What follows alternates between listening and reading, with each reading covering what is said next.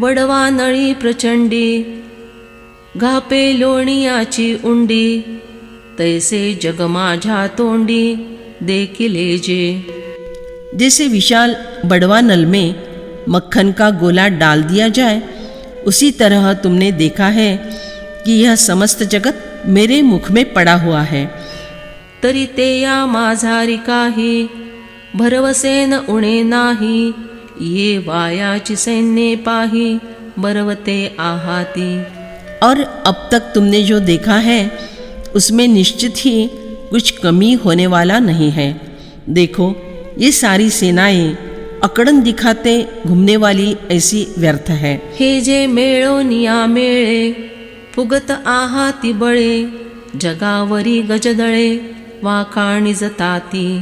कारण कि ये सेनाओं के मेले इकट्ठे होकर अपने बल पर अभिमान से फूल रहे हैं, पोला गर्व कर रहे हैं।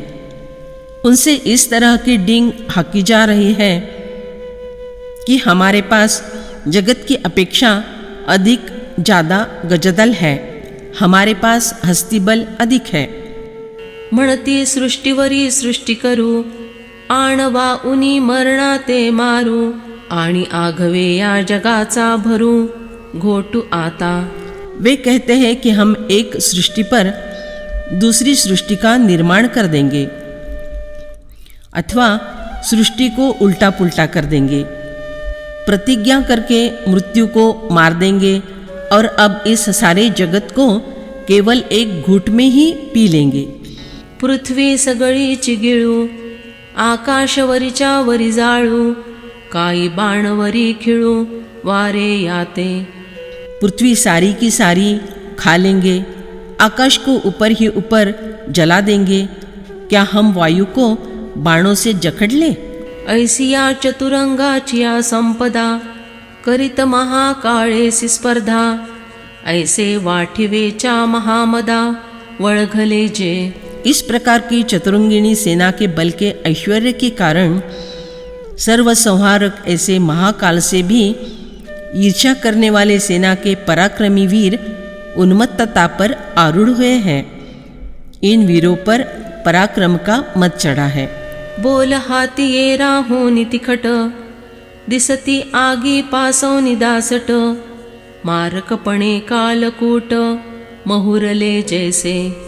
उनकी ललकारें हथियारों की अपेक्षा और अधिक तीक्ष्ण है और अग्नि से भी अधिक दाहक हुई जान पड़ती है। प्राणघातकता के गुण से मानो कालकूट विष अधिक विषैला बन गया है। ते हे लेपाचे मोदळे, जाण पोकळीचे उमाळे, अगाचित्रीचे पुतळे, वीर हे देखे। वास्तव में वे सभी कीचड़ के बनाए हुए निर्जीव गोले हैं। इन्हें आकाश के पोल में दिखाई पड़ने वाले आडंबर बादलों के गंधर्व नगर ही समझो। अरे देखो, ये वीर अर्थात चित्र में बने हुए पुतले हैं। हा मृगजळाचा पूर आला, नवे कापडाचा सापू केला, या श्रृंगारू निखाला, मांडिलिया पै।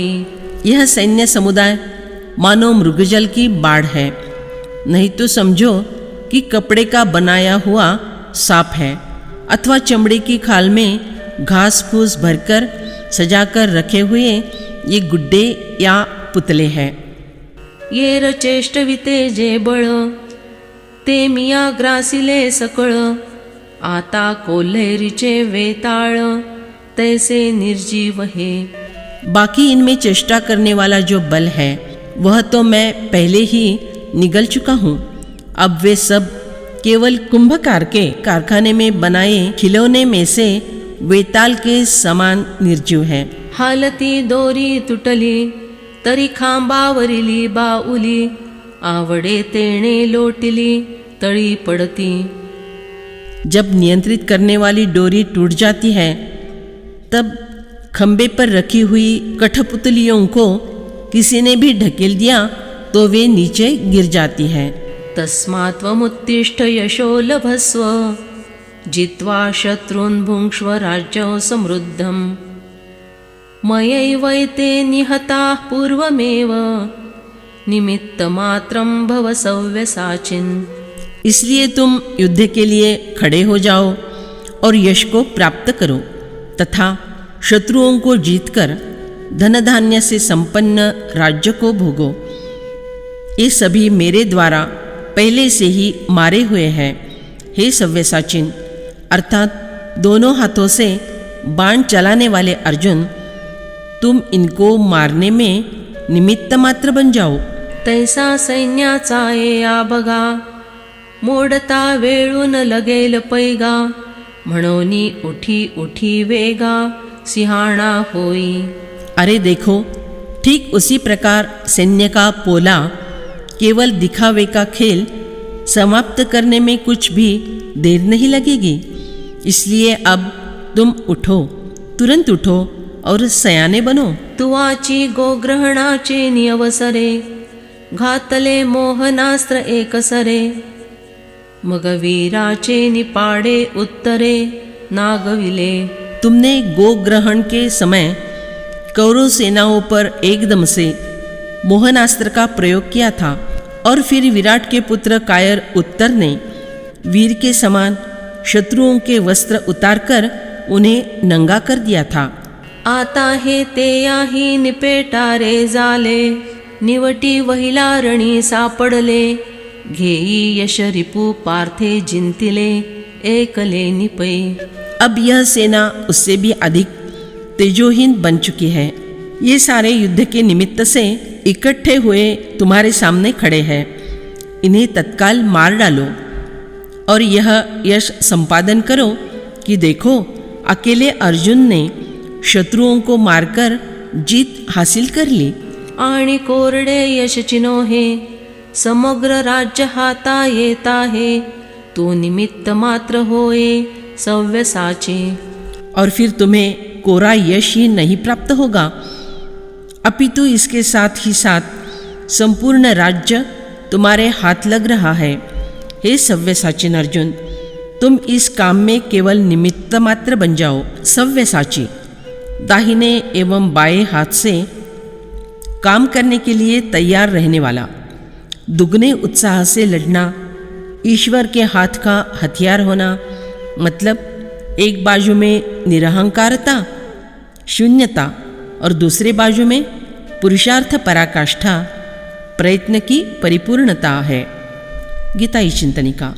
द्रोणञ्च भीष्मञ्च जयद्रथञ्च कर्णन् तथान्यानपि योधवीरान् मया हतांस्त्वञ्च हिमाव्यथिष्ठा युद्धस्वजेतासि रणे सपत्नान्। द्रोण और भीष्म तथा जयद्रथ और कर्ण तथा अन्य सभी मेरे द्वारा मारे हुए शूरवीरों को तुम मारो।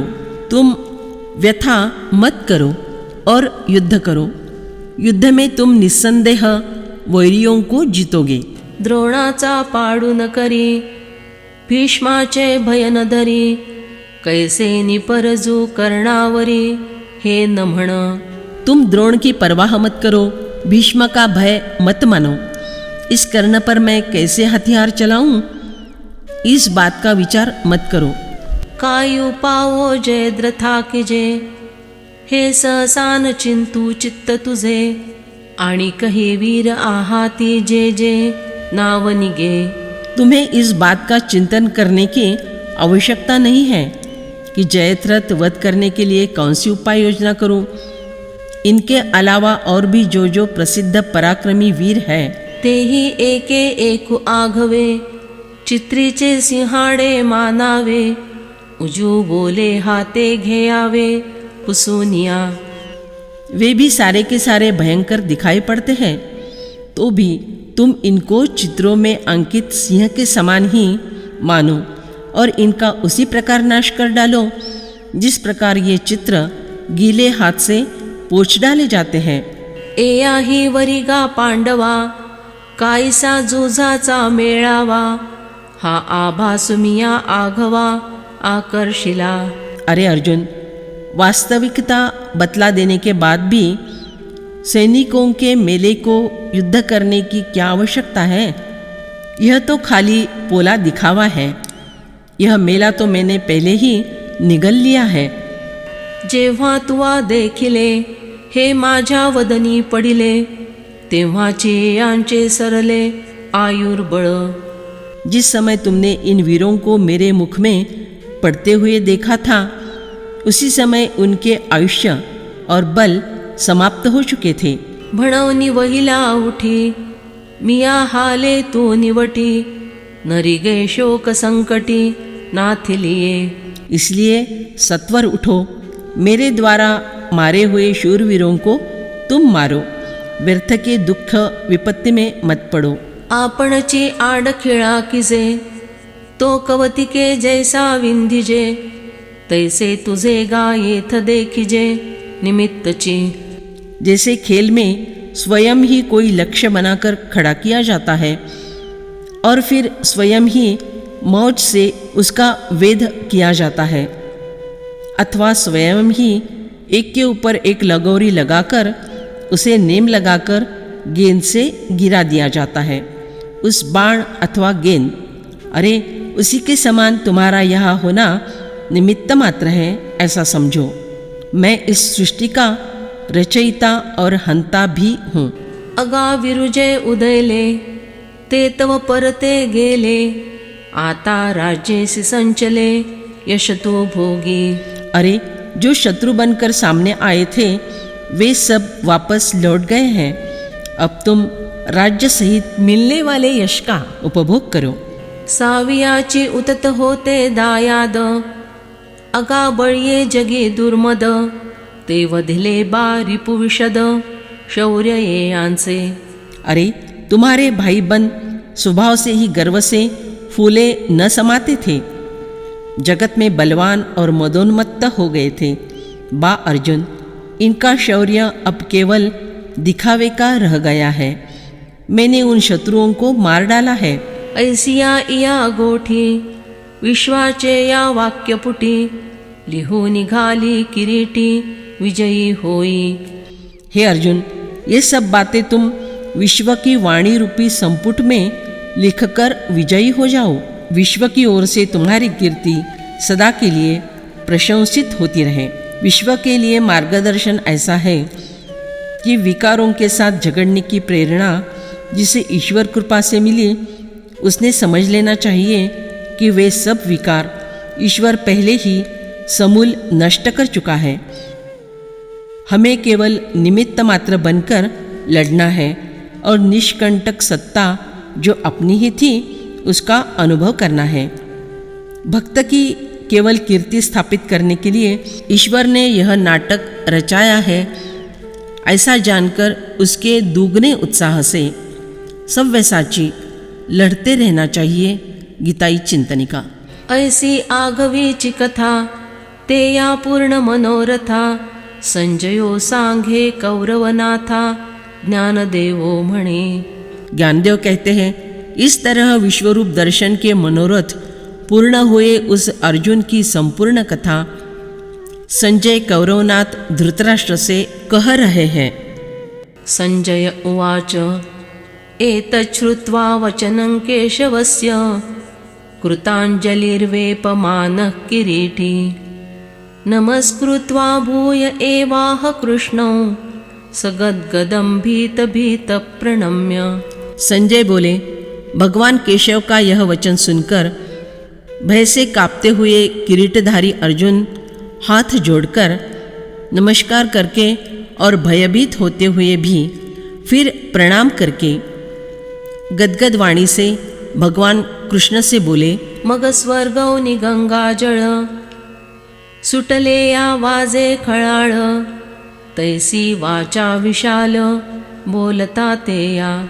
संजय ने कहा, अर्जुन से बातें करते समय भगवान की गंभीर वाणी इस तरह बहने लगी जिस तरह स्वर्ग से निकलने के बाद गंगा कलकल आवाज करती हुई बहती है। ना तरी महामेघांचे उमाळे, घडघडी ती एके वेळे, का घुमघुमिला मंदराचळे, क्षीराब्धि जैसा। अथवा बड़े बड़े मेघ एकदम से उमड़कर आने से गड़गड़ाहट होती है, अथवा मंदराचल से क्षीर सागर का मंथन करने पर जैसी घूम घूम आवाज हुई थी।